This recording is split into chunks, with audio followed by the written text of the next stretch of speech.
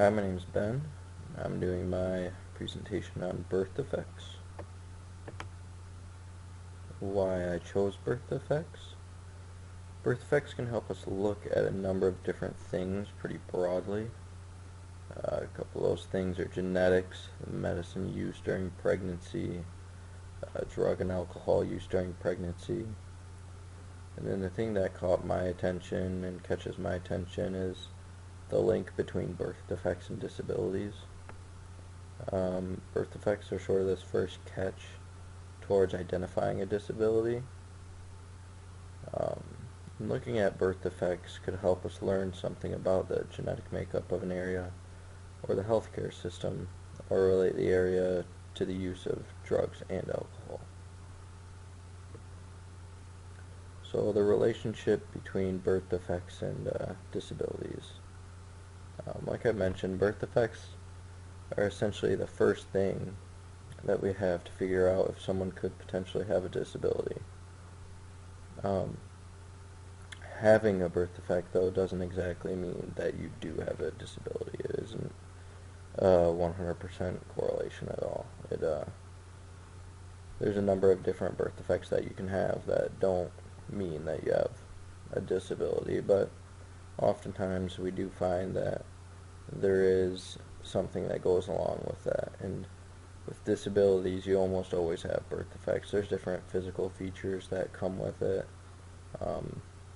and they're good identifying markers for identifying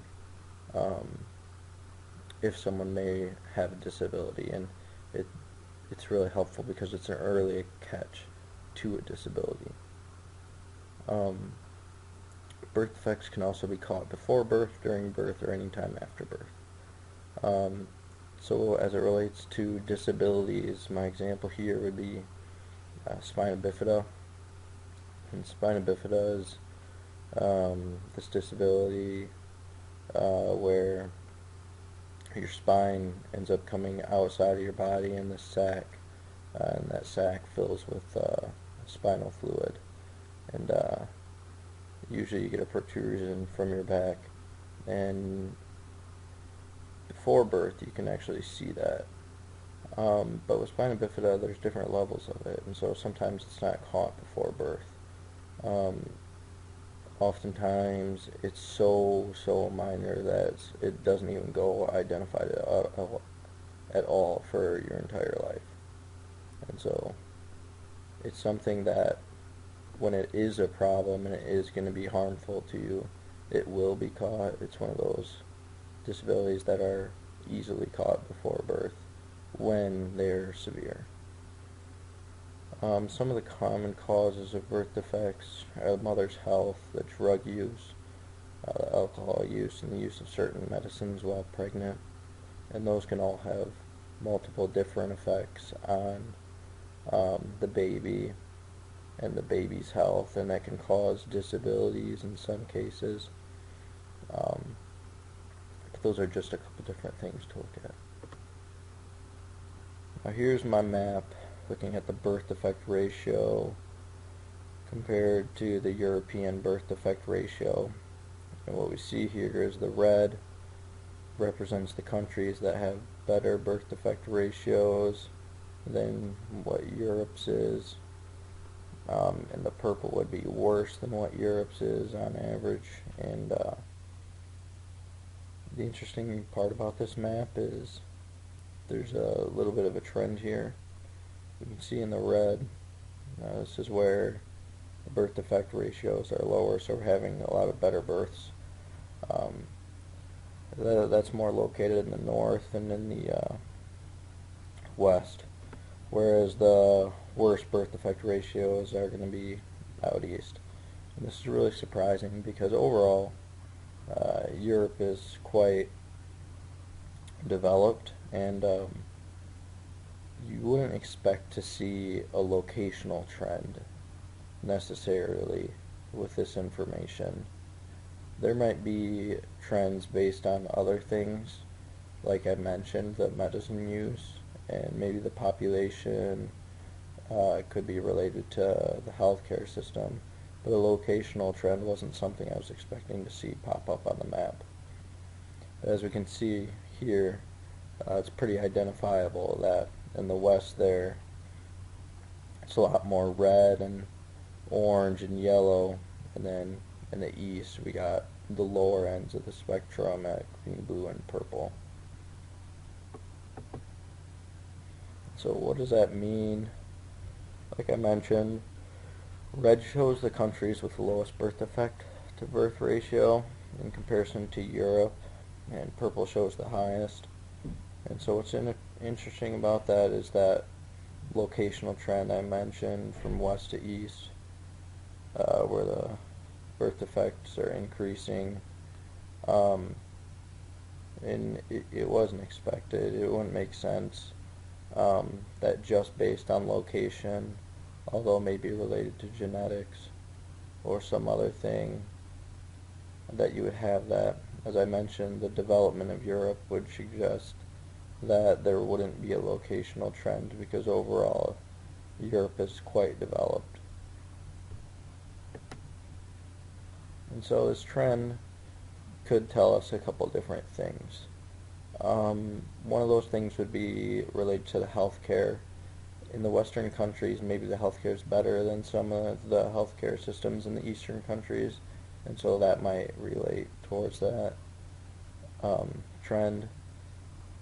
More healthy lifestyles in the different areas. So in this one, you would expect a more healthy lifestyle in the West than in the East. And then lastly, there I mentioned the alcohol and drug use, which often correlates with lower income. So we could look at an individual income, and maybe you could compare that with alcohol and drug use and find a correlation between those and the birth defect ratio. The one thing that I did notice in regards to the trend is that when the number of births is higher, the birth rate tended to be lower. The birth defect rate tended to be lower, which is a good thing. But what that would suggest is that because there's a higher number of births, maybe the healthcare might be taking more and better care of their babies, and maybe somehow that relates into the system where essentially the people who are having the most babies are caring more about those babies, and in result are ending up with a lower birth defect ratio.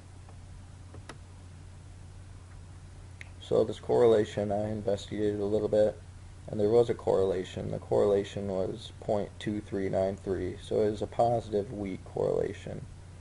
And the thing about this correlation is that there's so many different variables playing into birth defects that it'd be really unreasonable to expect something to be of high correlation. So you won't expect anything in the 0.6 to 0.8 range or even higher, because of the number of different variables. What the data can lead us to hypothesize, though, is that a combination of those different things, those different variables that lead into a developed nation, things such as healthcare, physical wellness, incomes, relation to drug use, lead to lower birth defect ratios in Western Europe than Eastern Europe, and there is a locational trend.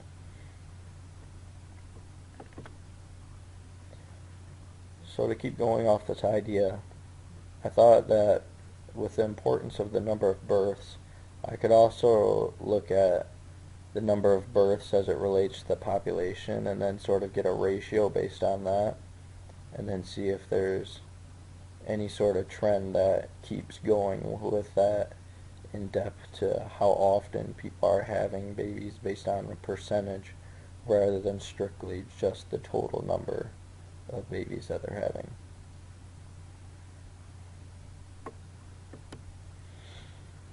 So here's my map for this. So I'm looking at the country birth ratio compared to the European birth ratio. And again, in this one, red's going to be better and purple is going to be worse, where red is essentially saying they're having a lot more babies in comparison to Europe by percentage, as opposed to purple, which would mean they're having a lot less babies by percentage in comparison to Europe. And so we don't see any locational trend in this one. It doesn't line up west to east like there was potential for. Overall, it's pretty spread, and we also see a lot in the middle two sections there with green and yellow. We have that pretty well scattered over the map, which suggests they're all relatively close, and they're all similar in the number of births that they're having in comparison to their population, and that in comparison to Europe as a whole, and those percentages are relatively similar. So there isn't really any trend here that lines up at all with what I had previously found at all. And as a whole, it's pretty well spread, and we do see a lot in each corner of Europe, and it's not so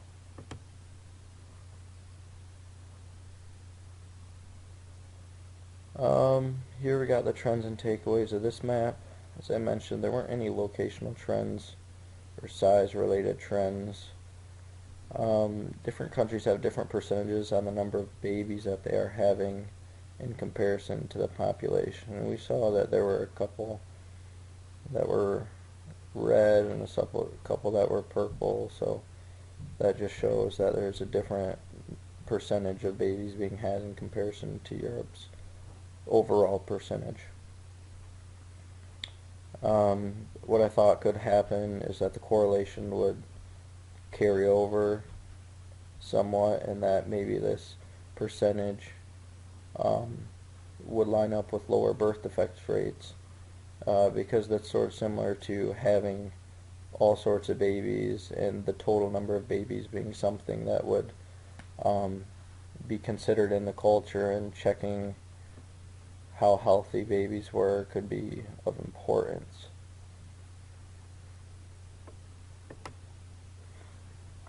So my conclusion on these things is it would be beneficial for taking this hypothesis and saying, well, we see that there's this correlation from west to east. There's a trend that you get more birth defects in areas where the number of births are lower, and you get less birth defects in the area where number of births is higher, and that's by percentage. And what you could look into is looking at that and also pairing it with other data such as alcohol use, genetics, or medicine use.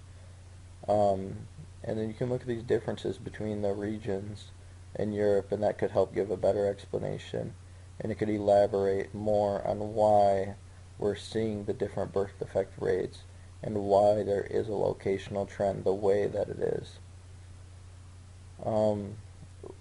Then looking at the birth rates in comparison to the population, with there not being any correlation between the birth rates in comparison to the population, and with a positive, weak but existent correlation between population and lower birth defect rates, this dynamic could relate to healthcare, where a larger population may require more of a front for healthcare concerns, thus creating improvements.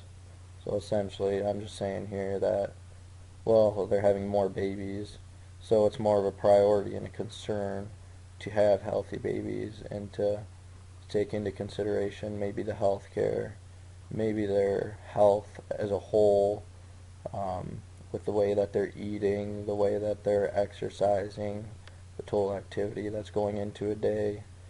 And it could relate simply to something like the income they have, which also intertwines with diet, but it could also deal with drug use and use of drugs during pregnancy, which could make a difference. And so there's all these different variables that could also be looked into for this correlation.